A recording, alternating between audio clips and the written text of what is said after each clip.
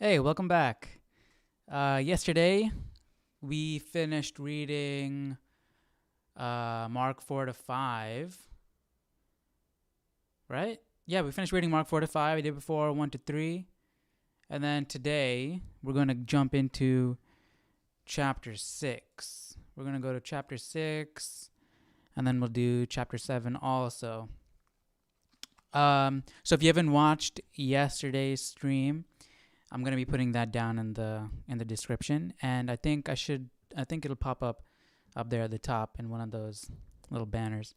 So yeah, go ahead and check that out so you're all caught up, and yeah, let's jump into this. Mark chapter 6.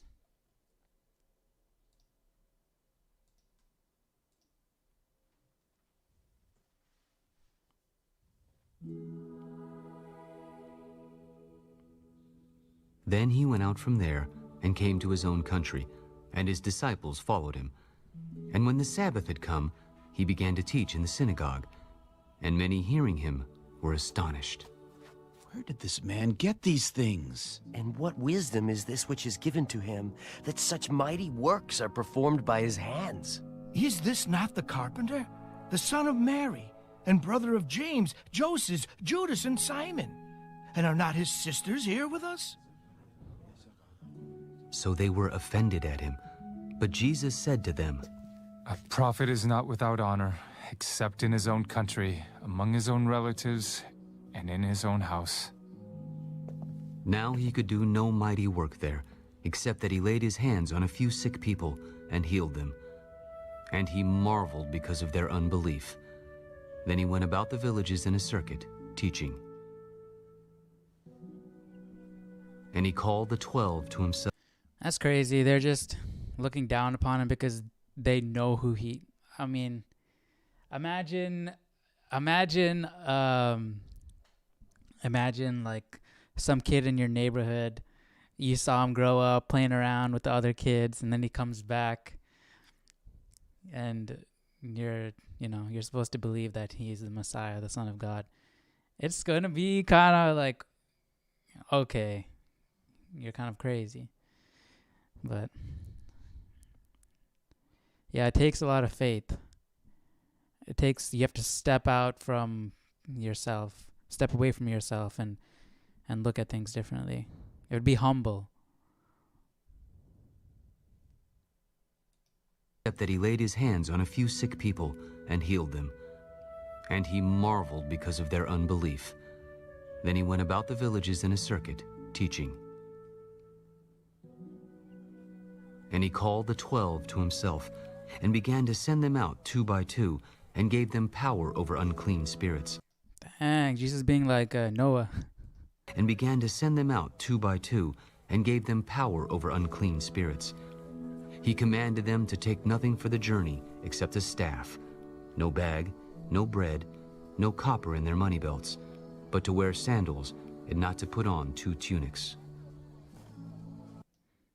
I was watching this video. This is sort of a side note. I was watching this video talking about what would be the perfect weapon or arm that you would carry. And all my life I was thinking like, a sword or something. But then a staff is so versatile. I mean, you can use it as a walking stick. You can use it as a prop to hold yourself up when you're tired. You can use it to help climb and maneuver over things. You can use it to carry items by like putting bags over it and putting the staff over your shoulder. It's an effective weapon. It can be used in extension of your arm in martial arts. Like a staff is just a simple stick. It's so versatile. I mean, it makes sense why Jesus said, bring the staff. He knows what he's talking about. Their money belts, but to wear sandals and not to put on 2 tunics. In whatever place you enter a house, stay there till you depart from that place. And whoever will not receive you, nor hear you, when you depart from there, shake off the dust under your feet as a testimony against them. Assuredly, I say to you, it will be more tolerable for Sodom and Gomorrah in the day of judgment than for that city. Do you think people could do that nowadays? Just walk into not even would. Do you think they would be able to? Not even just have the ability to walk into a city without any prior room or board, not getting a hotel room, just living off the goodness of other people, and then like, do you think people would be open enough to even let you, a random stranger, into their house to stay? And would you have the guts to do that? I mean, people here are scared to carpool and hitchhike. That's crazy. So they went out and preached that people should repent. And they cast out many demons, and anointed with oil many who were sick, and healed them. They built their trust with the people in that way. Now King Herod heard of him, for his name had become well known. John the Baptist is risen from the dead, and therefore these powers are at work in him. Others said, It is Elijah. It is the prophet, or like one of the prophets. But when Herod... Did the Jews believe in reincarnation? No. And did they believe in people who have passed coming back? No. So why would they think that it's Elijah? Did they, maybe over the years, Elijah became like this bigger than life character because he was such a great prophet? I don't know, but I mean, it's dust to dust. I mean, I thought Jews, like Christians, I believe that when you're dead, you're dead. You're not going to heaven immediately. I mean, we can get into that in Revelation. Maybe my mind will be blown. But yeah, it's a bit curious that they said, oh, it is Elijah. It is Elijah. That means they thought it was Elijah. It is the prophet, or like one of the prophets. Like, in my mind, that would be totally out of the question. Like, obviously it's not. I don't know. If someone knows about Jewish customs or beliefs in the time, why would they think that it's Elijah? I mean, just because John the Baptist was a great speaker and he was prophesying? I don't know. I mean, that's too simple of a reason. Or maybe the people who are saying that it is just Elijah are easily swayed, and they were just trying to come up with a reasoning.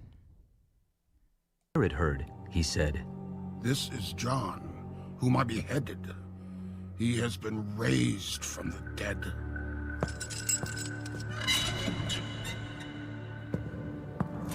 For Herod himself had sent and laid hold of John, and bound him in prison for the sake of Herodias, his brother Philip's wife, for he had married her, because John had said to Herod, It is not lawful for you to have your brother's wife. Therefore, is Philip alive at this time? Right? Because I know a lot of older cultures, it's like when your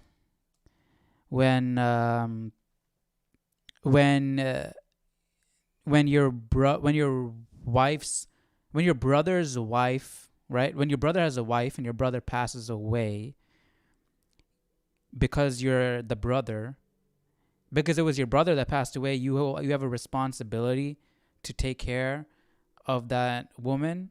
So you take her as your wife, right? I don't know if that's what Herod's situation was here. Was Philip alive during this time, or did he pass away? And then that's why Herod took Philip's wife as his own. I don't know. For you to have your brother's wife. Therefore Herodias held it against him and wanted to kill him, but she could not. For Herod feared John, knowing that he was a just and holy man, and he protected him. And when he heard him, he did many things and heard him gladly. Then, an opportune day came when Herod, on his birthday, gave a feast for his nobles, the high officers, and the chief men of Galilee. And when Herodias' daughter herself came in and danced, and pleased Herod and those who sat with him. Ask me whatever you want, and I will give it to you. Whatever you ask me, I will give you, up to half of my kingdom. So she went out and said to her gift. mother, What shall I ask? The head of John the Baptist. Immediately she came in with haste to the king and asked, I want you to give me at once the head of John the Baptist on a platter. And the king was exceedingly sorry. Yet, because of the oaths, and because of those who sat with him, he did not want to refuse her. Immediately, the king sent an executioner and commanded his head to be brought. And he went and beheaded him in prison, brought his head on a platter, and gave it to the girl. And the girl gave it to her mother. When his disciples heard of it, they came and took away his corpse and laid it in a tomb. Then the apostles gathered to Jesus and told him all things, both what they had done and what they had taught. Come aside by yourselves to a deserted place and rest a while. For there were many coming and going, and they did not even have time to eat. So they departed to a deserted place in the boat by themselves. But the multitude saw them departing, and many knew him and ran there on foot from all the cities. They arrived before them and came together to him. And Jesus, when he came out, saw a great multitude and was moved with compassion for them, because they were like sheep not having a shepherd. So he began to teach them many things. When the day was now far spent, his disciples came to him. This is a deserted place, and already the hour is late. Send them away that they may go into the surrounding country and villages. They changed the and buy voice themselves actor. bread, for they have nothing to eat. You give them something to eat. Oh, wait, Shall we never go mind. and buy 200 denarii worth of bread and give them something to eat? How many loaves do you have? Go and see. And when they found out, they said, 5 and 2 fish. Then he commanded them to make them all sit down in groups on the green grass. So they sat down in ranks, in hundreds and in 50s. Hey, that's gonna be And me. when he had taken the 5 loaves and the 2 fish, he looked. I'm gonna be one of the 5,000 in the Chosen. That's gonna be me sitting there. Up to heaven, blessed and broke the loaves, and gave them to his disciples to set before them. And the 2 fish he divided among them all. So they all ate and were filled.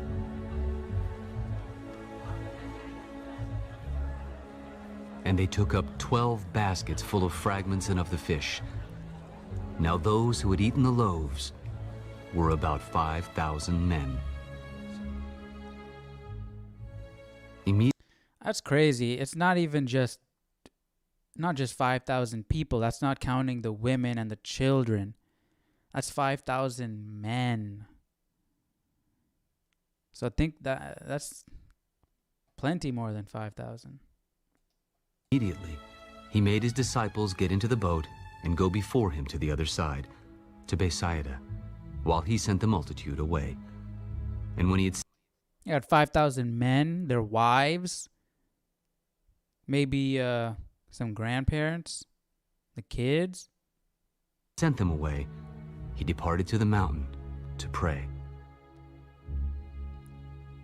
There's a lot of fish. Now, bro, the mom, whoever cooked that fish and those loaves of bread, she could open up a restaurant. She got that many people tasted her food. They're gonna want some more later on. You know that.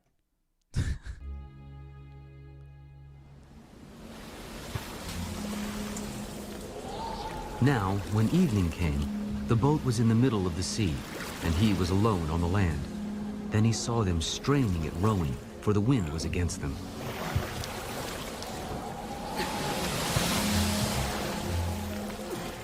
Now, about the 4th watch of the night, he came to them, walking on the sea, and would have passed them by. And when they saw him walking on the sea, they supposed it was a ghost and cried out. For they all saw him and were troubled. But immediately he talked with them. Be of good cheer. It is I. Do not be afraid. Then he went up into the boat to them, and the wind ceased. And they were greatly amazed in themselves beyond measure, and marveled. For they had not understood about the loaves, because their heart was hardened. When they had crossed over, they came to the land of Gennesaret, for they had not ceased. And they were greatly amazed in themselves beyond measure, and marveled. For they had not understood about the loaves, because their heart was hardened. What do you mean, for they had not understood about the loaves? I mean, the reason I paused it is because the same phrase, because their heart was hardened. That is, I mean, we're going to get there in Exodus, but that's what God did to Pharaoh. He hardened Pharaoh's heart. That same wordage. But for they had not understood about the loaves. What is there to understand about the loaves? Be of good cheer, it is I, do not be afraid. And they were greatly amazed in themselves beyond measure, and marveled.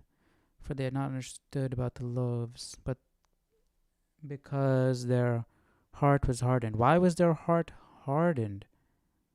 Oh, they were still up. These disciples were. Wait, why would they be upset that Jesus fed the 5,000? He then commanded them. Okay, let's go back a little bit. Maybe I missed something.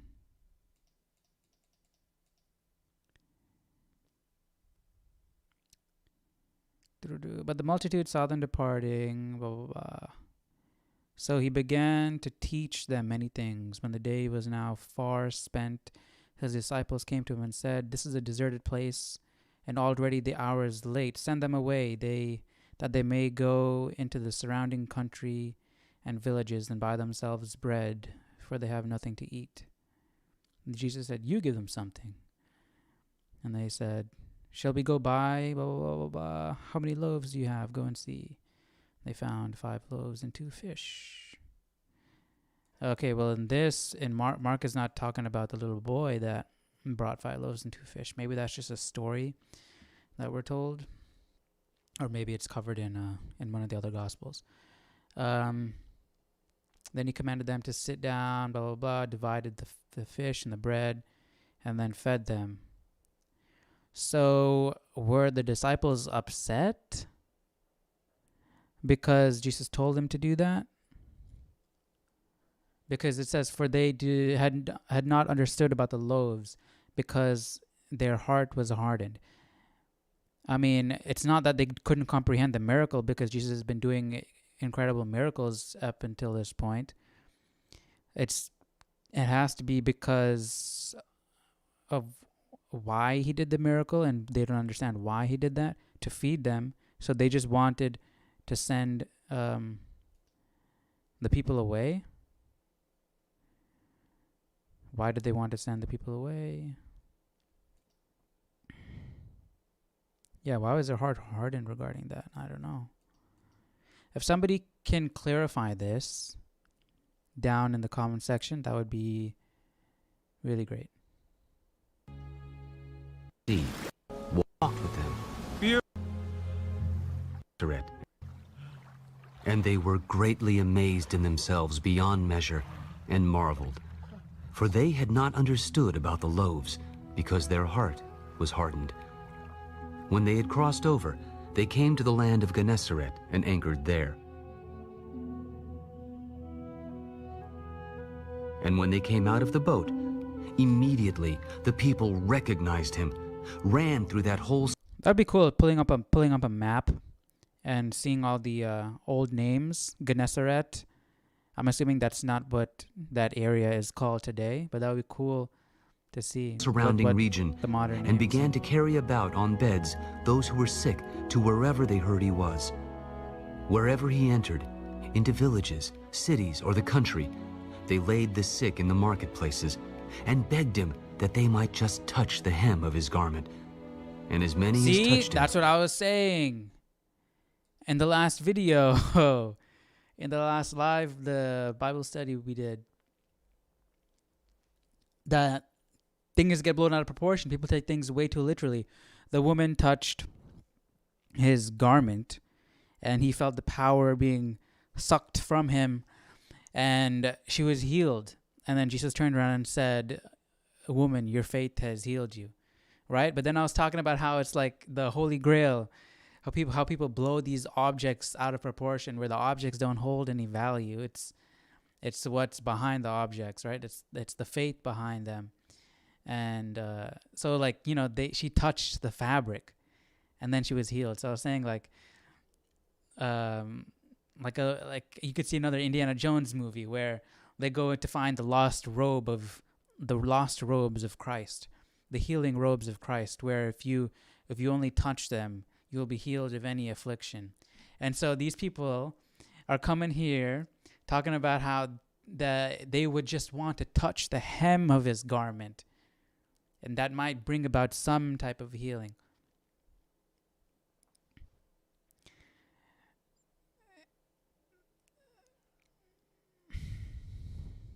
But I'm sure Jesus clarified, you know,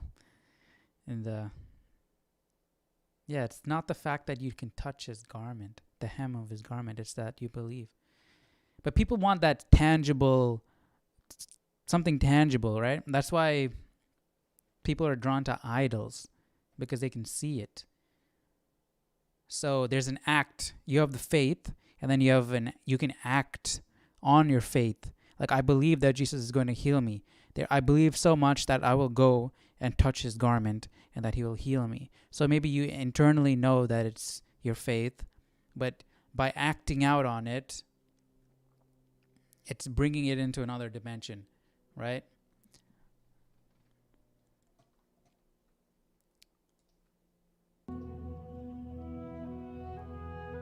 And when they came out of the boat, immediately the people recognized him, ran through that whole surrounding region, and began to carry about on beds those who were sick to wherever they heard he was. Wherever he entered, They did a really good into job with villages, this cities, audio. or the country, Music, they voice laid the acting. sick in the marketplaces and begged him that they might just touch the Sound hem of effects. his garment. And as many as touched him were made well.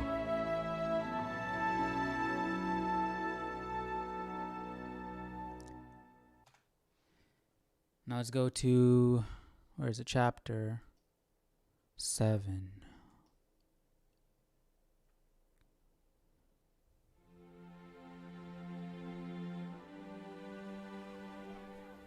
Then the Pharisees. You know, by the way, shout out to 2359. Time is up. Who is the original guy that posted all the audio? I believe it was. I see this thumbnail, right? Romans 8. I think it's that guy who was the first to post the audio. But then this guy went in and put in the text so we can have some visual reference as well.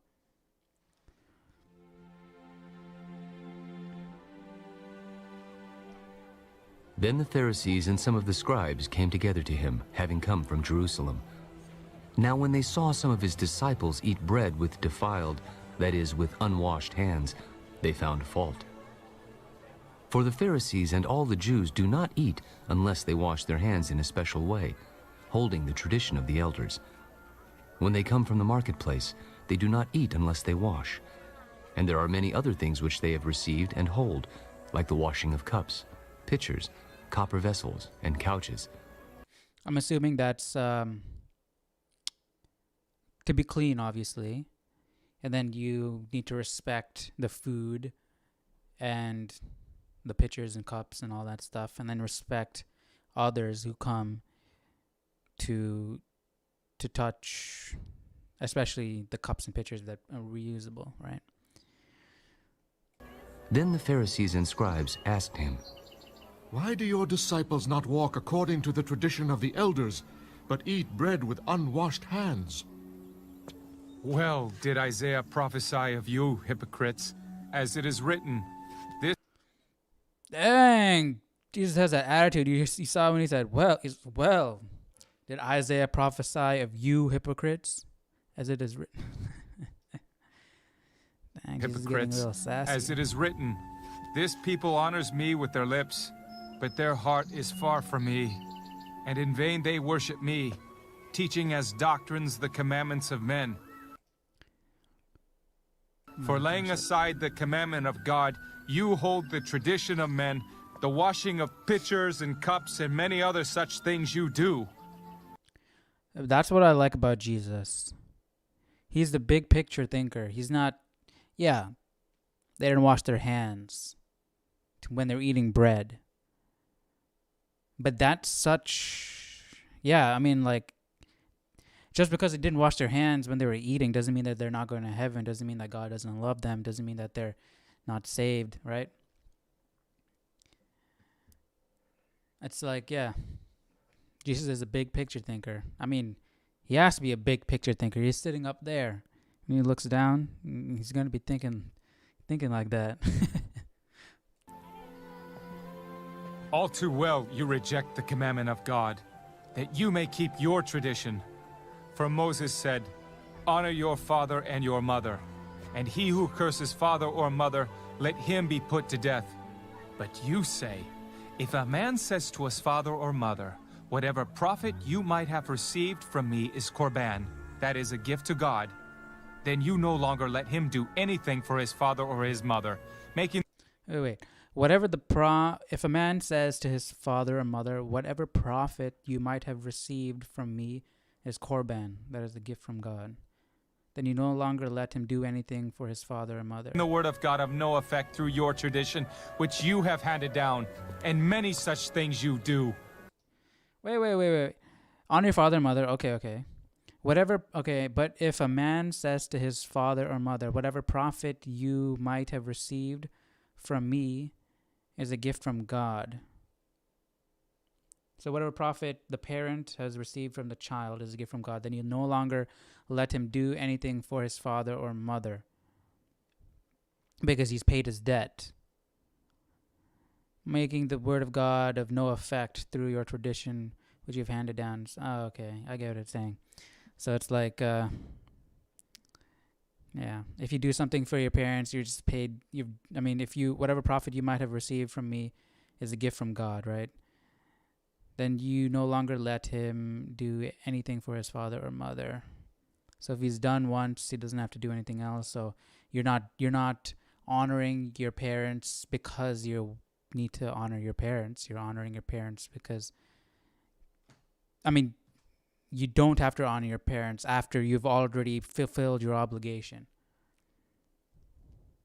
If I'm understanding that correctly.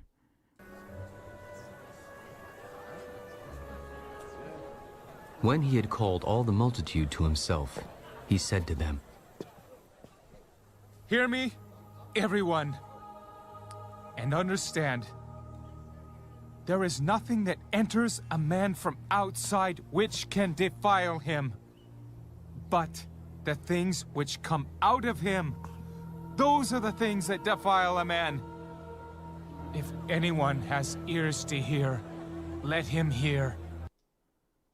Whoa.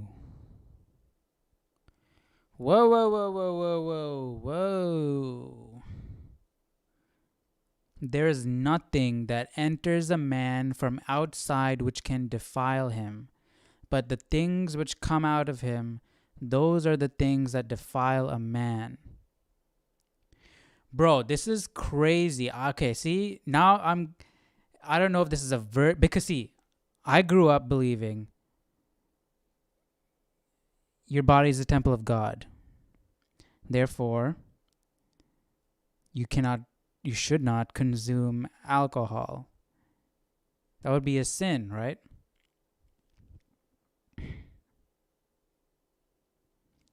Or I know there's a verse somewhere talking about how you shouldn't have markings on your body, piercings, tattoos, and stuff like that. And I know that in that context, it was talking about something different, right? And it's not really telling us that we can't have tattoos and stuff like that. But that's still that whole mindset where you can't, alter your body because it's a temple of God. That whole mindset, according to this, see, that's why I'm putting up defenses of my preconceived beliefs. There is nothing that enters a man from outside which can defile him. So you cannot be defiled. Like if you drink alcohol, if you have tattoos, if you have piercings, that is not defiling you. And you are a temple of God. So that is not defiling the temple of God, right? But, right, I'm assuming you can't just be a drunk and recklessly waste your money and get tattoos, right? It's not the act that's wrong, because it's, right? But the things which come out of him, it's with the things which come out of him, right? So if you're a drunk and you have no self-control, things that are going to come out of you are you, right, as a person. So that's what's reflected in what you say. So you can be a good person, get a tattoo of like the name of your dog on your shoulder or whatever, and that's not defiling yourself. That actually blew my mind, because this is something that and Jesus straight up said it, right? Because that's a huge debate. That's a huge debate in the Christian community, where you have Christians who are like, you shouldn't drink, you shouldn't have tattoos, you shouldn't have piercings, right? You shouldn't dress a certain way. You shouldn't eat certain things, right? I believe that they're like the Jews. They're unclean food and clean food, right? Like pork is an unclean food. In the Bible it says you shouldn't eat pork. Hold up. I'm pretty sure God gave a vision to Peter, or one of the disciples, of which food to eat and which food not to eat, right? And then here Jesus is saying, there's nothing that enters a man from the outside which can defile him. Okay, so what does Jesus mean by defile? Okay, let's see if my Bible has anything that we can break this down with. 7:15.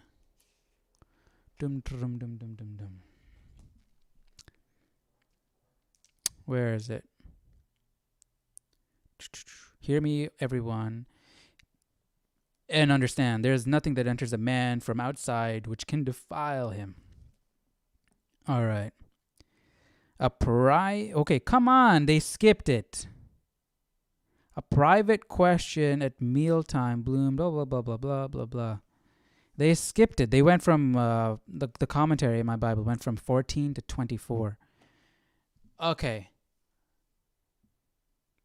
You want to look into this right now? I mean, let's see. 7:15. I mean, when else are we going to do this, right?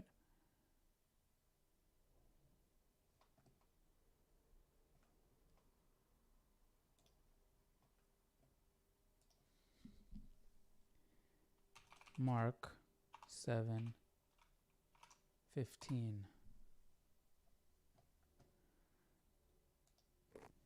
Bible Hub is the one that has like all the. Let's do Strong's.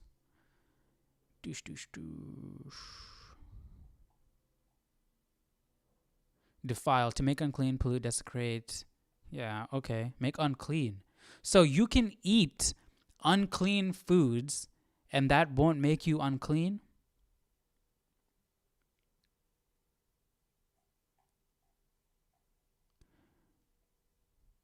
There's nothing from without a man that entering in him can defile him, but the things that come out of him, those are that defile the man. All right, New American Standard Bible is the most literal translation, I believe, right? Or the American Standard Version. There is nothing, but see, the thing is with literal translations, they don't take into consideration phrases of speech. I'm not able to talk. You know what I mean? Terms of like metaphors and like different, you know what I'm talking about. There is nothing from without the man that going into him can defile him, but the things which proceed out of the man are those that defile him. Hold, bro, like what? Okay, topical parallel comment, I guess.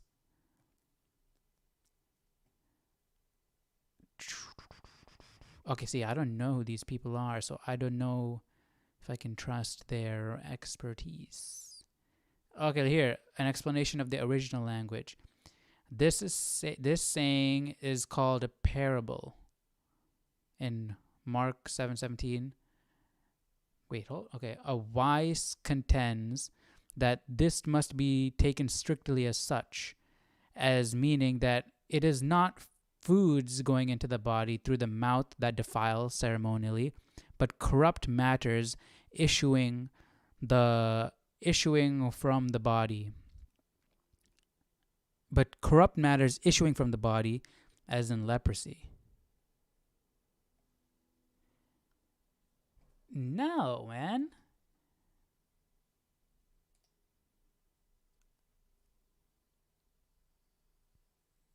He's not meaning literally from within the body, but the things which come out of him. Leprosy is not coming out of you. This guy's taking it too. I don't really. But corrupt matters issuing from the body, as in leprosy, not as in leprosy, in my opinion. Holtzman HC concurs. Okay. Shan's dissents on the ground that, on his view, with the connection with the unclean hands is done away with, and a quite foreign thought introduced. Mount, it is clear. What is this? Mount, it is clear, has not so understood the saying, 15:11, and while he also calls it a parable, Mark 7:15, he evidently means thereby an obscure enigmatical saying needing explanation. Why assume that Mark means anything more? True, he makes Jesus say, not that which cometh out of the mouth, but the things which come out of man. But if he had meant that impure matters issuing from the body, would he have not said so as that and Greek, I'm assuming, so as to make his meaning unmistakable? Yeah, he's not talking about things coming out of the body. On the whole, the most profitable view is that even in Mark 7:15, the thought of Jesus moves into the moral sphere, and that the meaning is the only defilement worth serious consideration is that caused by the evil which comes out of the heart. Yeah, that's what it is. All right? But what about, there is nothing from which a man, such as any sort of food and drink, whether it can be received with or without washing of the hands, that entering into him can defile him, and any moral sense or render him loathsome and unacceptable in the sight of God. But the things which come out of him, the Arabic version reads, out of the mouth of man, as in Matthew 15:11, for the things are all sinful words which proceed from the imaginations and lusts of the heart, as all idle, unchaste, blasphemous, and wrathful words and expressions, and may include evil thoughts, words, actions, which actions first and thoughts, blah, blah, blah, blah, blah, blah, blah, blah, blah. Wow, wow, wow, wow, wow, wow.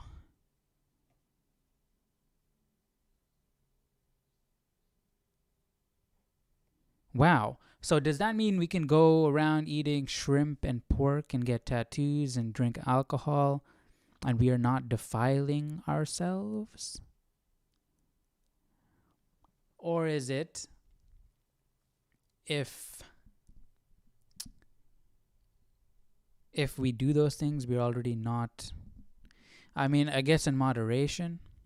I mean, people can eat shrimp and love God. What am I saying? But God says to not eat shrimp. I got to find where that is. I mean, I guess we'll find out later on as we read. I don't want to jump too ahead. Let me just do one more search. Mark 7:15. Let's just see. Unclean foods. Let's see. Did Jesus purify meat? Unclean meats?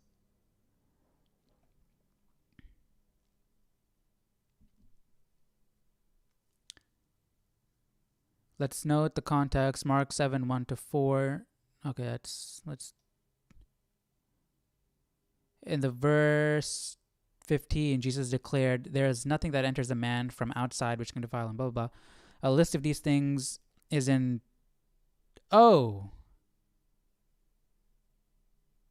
Okay. But the things which come out of him, those are that defile a man. Okay, and then he goes on to say, these things defile us, but eating with unwashed hands does not defile us spiritually. The point here is that what goes through the mind defiles, not what goes through the stomach. Mind dirt is worse than stomach dirt. Who wrote this? Ralph Levi. I like that.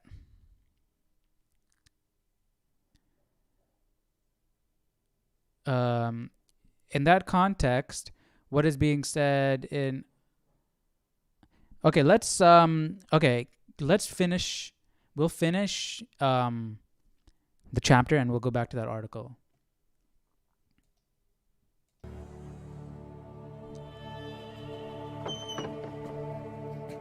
When he had entered a house away from the crowd, where are we? If anyone else... Okay. And then we his disciples asked him concerning the parable. Are you thus without understanding also? I'm without understanding. Do you not perceive that whatever enters a man from outside cannot defile him? Because it does not enter his heart, but his stomach, and is eliminated, thus purifying all foods? Whoa! They straight up asking the question I'm asking. Does not enter his heart, but his stomach. What kill him? Whoa! This is crazy. Okay, so, all right. When he had entered a house away from the crowd, his disciples asked him concerning the parable. Yo, I'm on this. Okay, this is really cool. Are you thus without understanding also? Do you not perceive that whatever enters a man from outside cannot defile him? Because it does not enter his heart, but his stomach, and is eliminated, thus purifying all foods? What comes out of a man, that defiles a man. For from within, out of the heart... Do you not perceive, this is Jesus talking, do you not perceive that whatever enters a man from the outside cannot defile him? Because it does not enter his stomach, but does not enter his heart, but his stomach, and is eliminated, thus purifying all foods.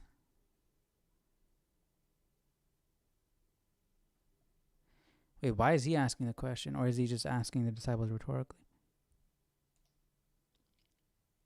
His disciples asked him concerning the parable. Are you thus without understanding also? Do you not perceive that whatever enters a man from outside cannot defile him? because it does not enter his heart, but his stomach, and is eliminated, thus purifying all foods? What comes out of a man, that defiles a man. For from within, out of the heart of men, proceed evil thoughts, adulteries, fornications, murders, thefts, covetousness, wickedness, deceit, lewdness, an evil eye, blasphemy, pride, foolishness. All these evil things come from within and defile a man. Okay, see, this is my issue. Jesus is talking big picture. He's big picture thinking. Why would you eating pork mean you're not going to heaven? You know what I mean? That's such a petty thing compared to evil thoughts, adulteries, fornications, murder, thefts, right? Eating pork is so petty compared to all this. All these evil things come from within and defile a man. From there, he arose and went to the region of Tyre and Sidon. My mind is blown. And he entered a house and wanted no one to know it, but he could not be hidden. For a woman whose young daughter had an unclean spirit heard about him, and she came and fell at his feet. The woman was a Greek, a Syrophoenician by birth, and she kept asking him to cast the demon out of her daughter. Let the children be filled first, for it is not good to take the children's bread and throw it to the little dogs. Yes, Lord. Yet even the little dogs under the table eat from the children's crumbs. For this saying, go your way. The demon has gone out of your daughter. And when she had come to her house, she found the demon gone out, and her daughter lying on the bed.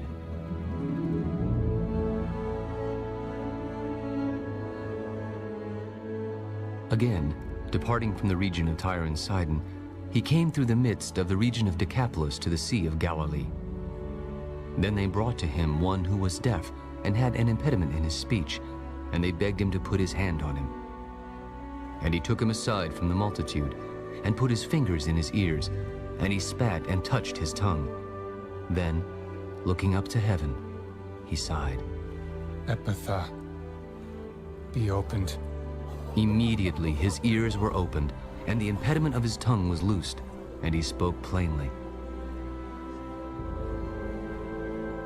Then he commanded them that they should tell no one. But the more he commanded them, the more widely they proclaimed it, and they were astonished beyond measure. He has done all things well. He makes both the deaf to hear and the mute to speak.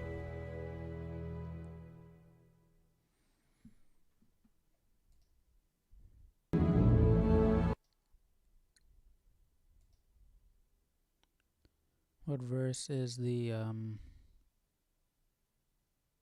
here? 19. All right, I mean, we just finished chapter 7, right? I want to see if this has...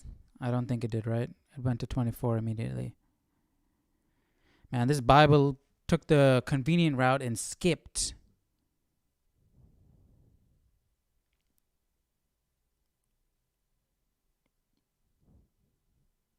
Come on, Bible. Skipped out the controversial part.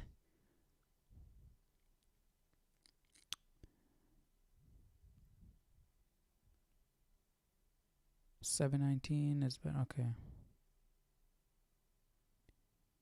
What is NU? Numbers?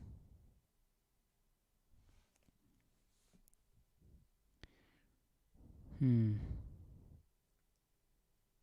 don't know. This is crazy. I'm still stuck on the food issue. And that, okay, we're back to this article. Who wrote this article? Ralph Levi, Mark 7, did Jesus purify unclean meats? Because see, I mean, Jesus is saying, this is what I'm thinking. All right? It's not a big deal. If you eat pork, if you eat shrimp, if you eat all that stuff, whatever you put in your body, if you're a good person, you love God, you have faith, you help your neighbors, you're going to heaven. God loves you, right? It's not what you put in your body, it's what comes out. right? Obviously, being a blasphemer, being an adulterer, being a murderer, stealing, all that stuff, having impure thoughts, all that stuff is way worse than eating something, eating a pepperoni pizza, right? But that does not change the fact that God did say, don't eat those things, right? So God doesn't want us to eat those things, but it's not like it's a big deal that's going to, like put the block on you from entering heaven, right? It's not a big deal. God's like, why we focus on these little petty things? Yeah, I don't want you doing it, but I mean, like, you're putting way too much focus on it, I guess. Like, I told you not to do it, but you're putting way too much focus. Like, calm down, relax. All those Gentiles who don't follow our law, right? Like, Jesus followed that law. He didn't eat those things. But all those Gentiles over there who do eat all that stuff, you think just because they are eating a certain food, I don't love them and I'm not going to save them? No. What do you think this is? You know what I mean? In that context, what is being said in Mark 7:18-19? Jesus asked, "Are you thus without understanding also?" Yeah, that's me. I'm without understanding. "Do you not perceive that whatever enters a man from outside cannot defile him, because it does not enter his heart, but his stomach, and is eliminated, thus purifying all foods?" The New King James Version has a footnote that a different type of Greek text ends quotation with eliminated, setting off the final clause as Mark's comment that Jesus has declared all foods clean. What do you mean Mark's comment that Jesus has declared all foods clean? He's quoting Jesus. The New International Version follows this alternative reading for verse 19.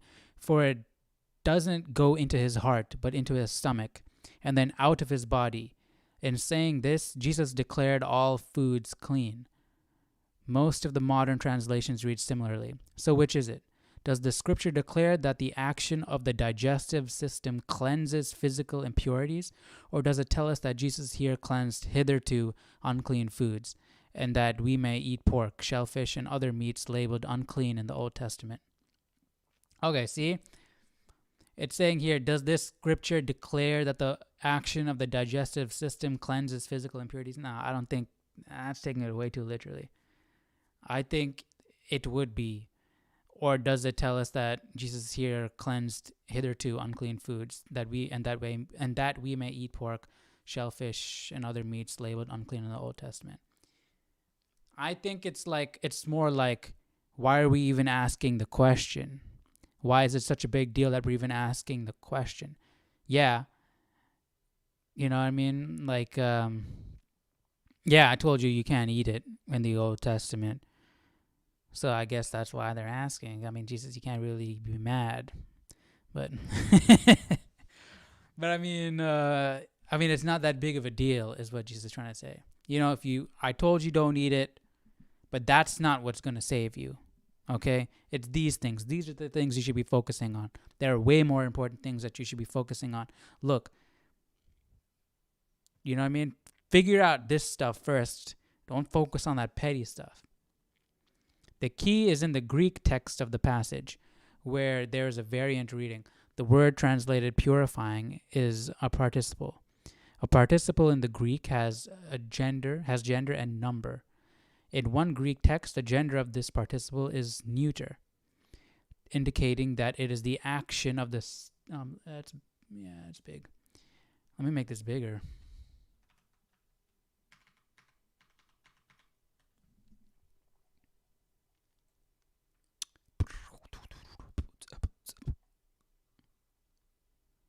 Where are we?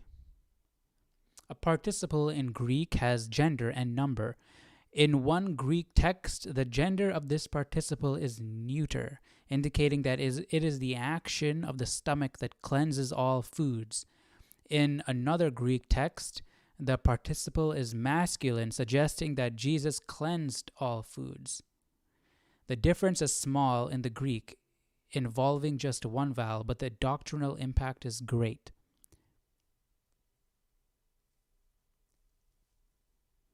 Why? Who cares? Like, either way, the foods are being cleansed, right?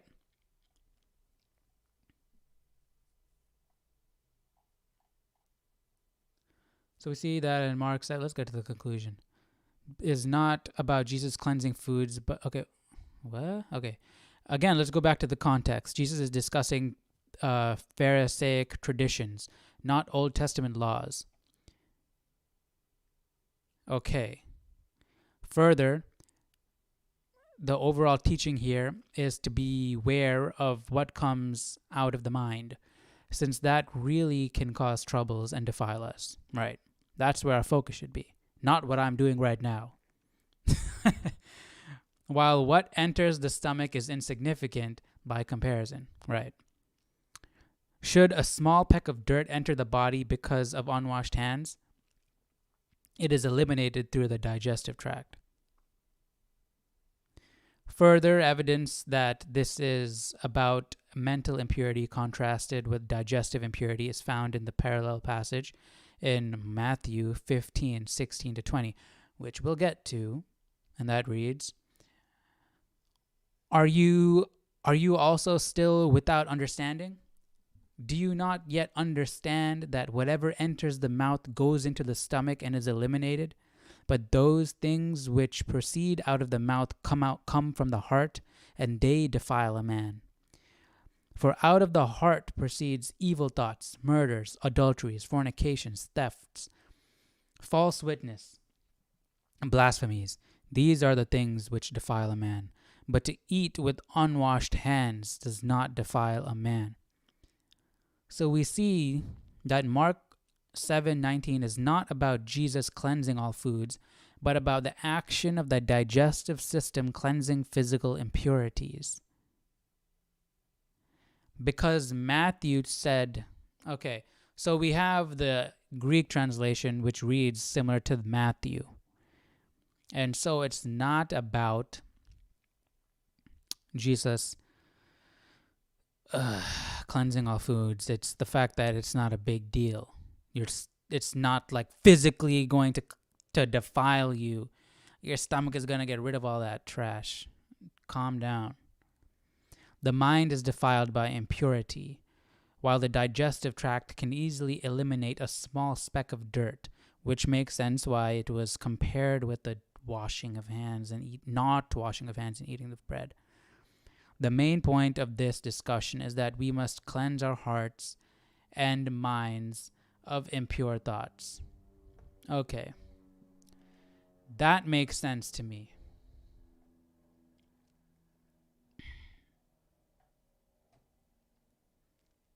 That makes sense to me. All right. That was this was good. I liked this. This was nice. We had more discussion going on. We got into a little controversy. That was cool.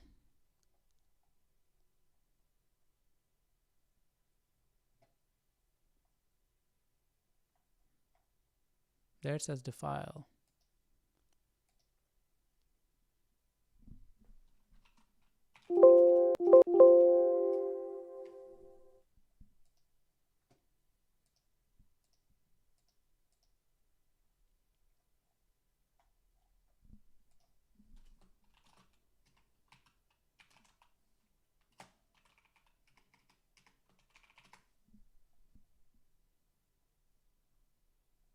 What was that article I was reading?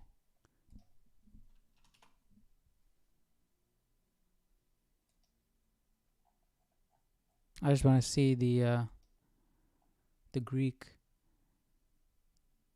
ends quotation with eliminated, setting off the final clause. The New King James Version has a footnote noting that a different type of Greek text ends. Oh yeah, I didn't see that in my... I have the New King James Version right here. 7:15. Dum. Right? It's 7:50. Oh, 7:19, right?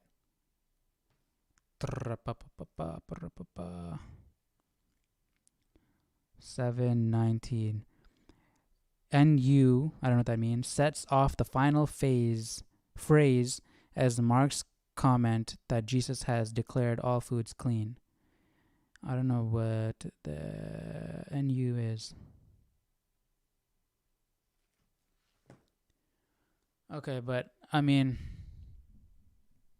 the word is translated purifying as participle. The key is that in the Greek text, which was it? What was Mark written in? Was it written in Greek? A participle in Greek has gender and number in one Greek text. The gender of this participle is neuter. Is that with the NU? No, that can't be. Indicating that it is the action of the stomach that cleanses all food. In another Greek text, the participle is masculine, suggesting that Jesus cleansed all foods. But Matthew is talking about the stomach cleansing food. Right? Clean and unclean foods. Yeah, see, it's in Leviticus. So, talking about the clean and unclean foods. Mark and Acts 10. You want to jump to Acts 10? How long is it?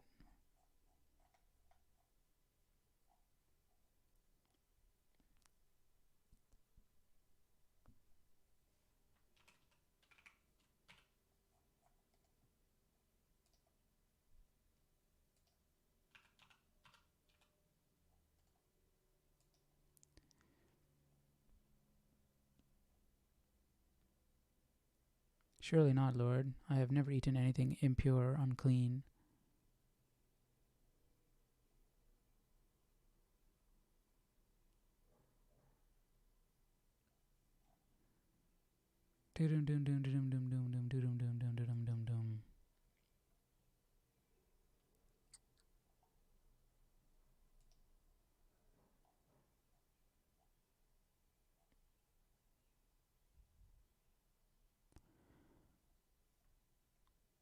It needs to be borne that in mind, declaring all foods clean is Mark's interpretation of Jesus' statement.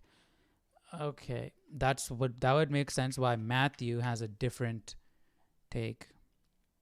It needs to be borne in mind that declaring all foods clean is Mark's interpretation of Jesus' statement in 7:15, not Jesus, and that Matthew seems to have a much less radical interpretation of the Dominical saying.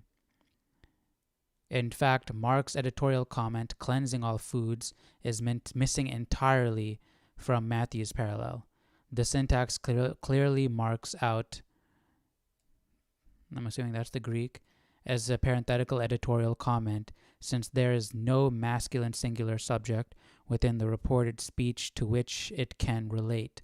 Hence, the emendations found in some MSS,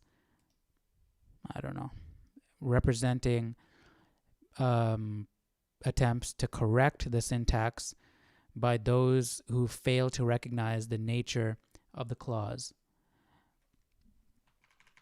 Whoa, is that way too big? Now I lost where we were at.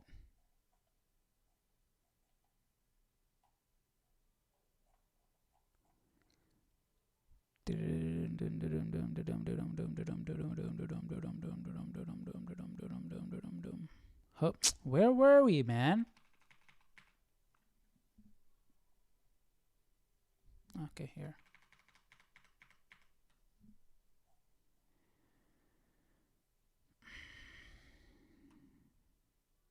The syntax clearly marks blah blah blah as a parenthetical editorial comment. Who's failed, hence the emendations found in some MSS. What is that? I don't know. Representing attempts to correct the syntax by those who failed to recognize the nature of the clause. The subject, therefore, is Jesus. That. Whom Mark interprets as cleansing all food in the sense of declaring that it is no longer to be regarded as ritually unclean. Mark's interpretation may have been intentionally ambiguous. It faithfully describes the halakha for those who are concerned with halakhic purity. I don't know what that is. To my Jewish brothers and sisters watching, what does this mean? And it even has a secondary application to Gentiles who are not responsible for the Torah food laws. See, that's what I was thinking. Paul's instructions about eating meat sold in the market or meat set before you buy an unbeliever at a dinner to which you have been invited was directed at former Galilee. Gentile. What am I reading? Okay, this is going into Paul's stuff. Okay. So this is sort of talking about the same thing that this guy was talking about. Who wrote this article? Jerusalem Perspective by David N. Bivin. One should not be too quick to throw out large portions of the Torah because of a 4-word parenthetical comment by Mark at the end of a long halakhic discussion. I mean, that's true.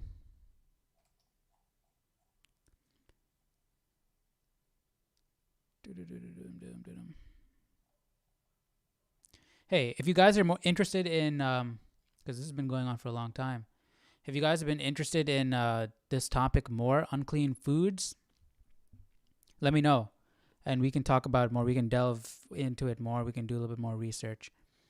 Yeah, I find that really interesting because it's been a worldview that I've had for a while. And this challenged that worldview, and I wanted to know more. But I currently agree with David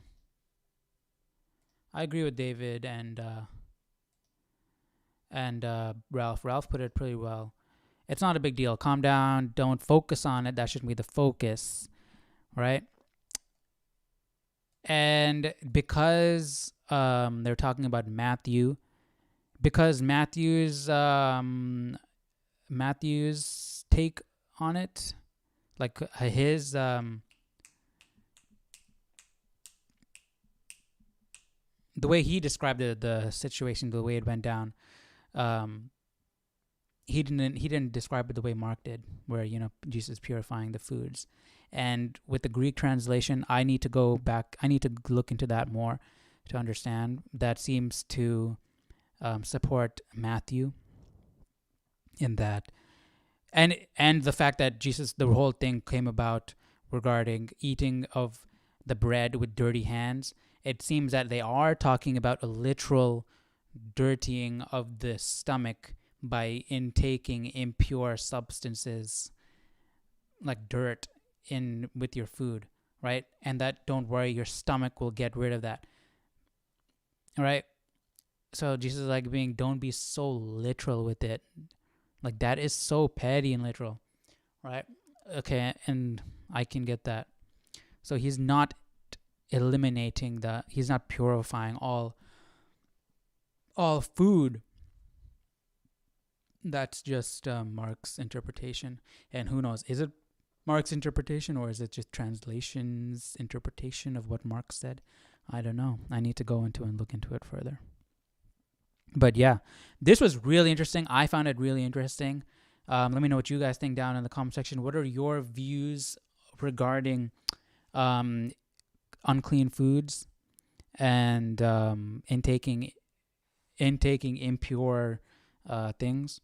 What do you think? And yeah, let me know down in the comment section. I'm very curious to hear what other people think regarding this. And again, I thank you for joining me again on this faith quest as we make our way through the Bible, reading the Bible through in 1 year. That's our goal. And tomorrow we're gonna jump into chapter 8 of Mark, and we'll keep continuing from there. We're not gonna stop every single day. We're gonna keep reading, keep studying. So join us again tomorrow. And again, if you missed out yesterday's, that'll be posted in the description as well. So check that out if you haven't seen it. So again, yeah, I'll see you guys tomorrow. And I hope you have a great day. Take care.